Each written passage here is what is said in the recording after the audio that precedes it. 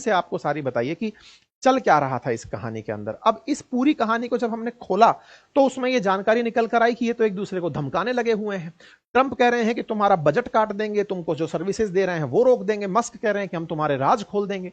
ऐसे में इन दोनों के झगड़े के बीच भारत ने इन पर हाथ रख के कहीं दूसरा दाव तो नहीं खेल दिया है। ट्रंप पहले ही पाकिस्तान पर हाथ रख के चल रहे थे, तो क्या हमने ट्रंप के खिलाफ खड़े मस्क को साथ दे करके कोई ऐसा दाव तो नहीं खेल दिया जो कि ट्रंप की दुखती नस को दबा दे कि भाई ये तो हमारी बेइज्जती हो गई है। भारत ने उस समय लाइसेंस दे दिया है जिस समय मस्क के साथ जाने से इन्वेस्टर्स भी डर रहे हैं। टेस्ला के शेयर्स में 15-20% की गिरावट है ये सोच करके कि अब मस्क का क्या होगा। इवन कई सांसद तो ये डिमांड करने लगे हैं कि मस्क से कॉन्ट्रैक्ट छोड़ो, गवर्नमेंट की सिक्योरिटी के नाम पर, नेशनल सिक्योरिटी के नाम पर सब छीन लो। इस तरह की बातें ट्रंप को कही जा रही हैं कि आपके साथ ये कैसे कर सकता है।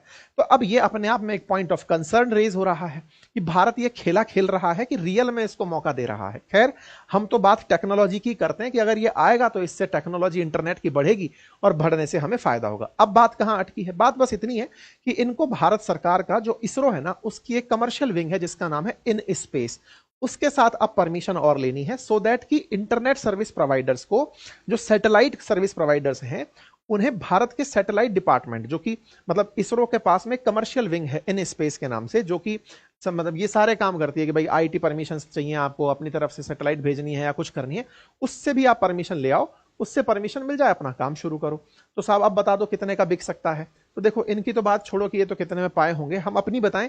पहले तो न्यूज चलना शुरू हुई कि 3,000 रुपए महीने के आसपास ये मिलेगा, लेकिन भारत में कोई 3,000 का खरीदेगा नहीं। तो फिलहाल के लिए इकोनॉमिक टाइम्स में खबर चली कि 850 रुपए टाइप से मंथली प्रोडक्ट लेकर आ सकते हैं, जो कि भारत के अंदर कॉम्पिटिबल है, मतलब कि लोग उसके साथ कंपटीशन रख सकते हैं। ऑलरेडी जियो वगैरह के कई अच्छे प्लान्स जो हैं वो 800-900 रुपए में शुरू होते हैं। तो बोले उसी रेंज में इनका प्लान आएगा। फिर दिक्कत क्या है? तो प्लान में दिक्कत यह है कि ये जितने का प्लान लेकर आ रहे हैं, इस प्लान से कहीं ऐसा ना हो कि जियो और एयरटेल का जो ऑलरेडी प्लान चल रहा है वो पिट जाए। इस बीच में लोगों का तर्क है कि इनका राउटर 20 से लेकर 35,000 के बीच का आता है, तो कोई इतना पैसा थोड़ी खर्च करेगा इनके राउटर के लिए। खैर, इनके राउटर के लिए खर्च करे ना करे, लेकिन जियो और एयरटेल को इनसे एक दिक्कत और हो रही है, और वो दिक्कत क्या है कि सर हमने तो बिलियंस ऑफ डॉलर खर्च कर दिए स्पेक्ट्रम के लिए, इन्होंने क्या खर्च किया आपसे इस परमिशन को लेने के लिए, ये बताओ। न्यूज सुनने में आ रही है कि भारत सरकार कह रही है कि तुम जो सालाना कमाओगे उससे 4% हमको कमाकर दोगे। ये भारत सरकार मॉडल रख रही है, ऐसा रिपोर्ट्स में सजेस्ट किया जा रहा है। लेकिन वहीं पर प्राइवेट सर्विस प्रोवाइडर्स का कहना है कि सर आप लोगों ने हमसे एक बार में ही इतना पैसा धरवा लिया था। अब एक सैटेलाइट सर्विस प्रोवाइडर आता है जिसको आप बना बनाया बाजार देते हैं, हमने पूरा माहौल बनाया है, पैसे का बाजार आप उसको देते हैं, और आप उसको बिना स्पेक्ट्रम लाइसेंस के थ्रू एंट्री करा देते हैं।